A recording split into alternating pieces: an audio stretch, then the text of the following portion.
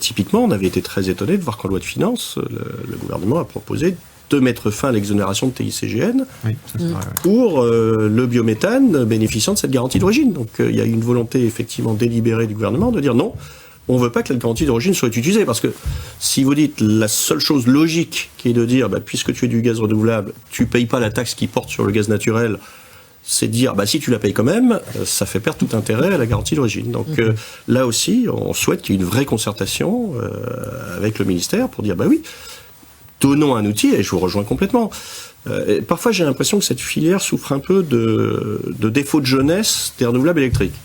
Donc sur le biométhane, on dit, mais on va faire la même bulle que le photovoltaïque au tout début avec les tarifs d'achat. Après, on est peut-être bien content que cette bulle photovoltaïque initiale ait permis aujourd'hui que les coûts aient beaucoup baissé. Mais, et vous l'avez souligné dans une de vos précédentes interventions, les projets de biométhane, c'est des projets d'agriculteurs. Ils ne vont pas devenir milliardaires et partir dans un paradis fiscal. Donc, de toute façon, c'est de l'argent qui sera recyclé dans le pays. Et sur les garanties d'origine, j'entends la même chose. Certains disent, ah oui, mais les garanties d'origine, regardez, on pouvait acheter une garantie d'origine électrique en Islande et l'utiliser sur le continent alors qu'il n'y a pas de connexion.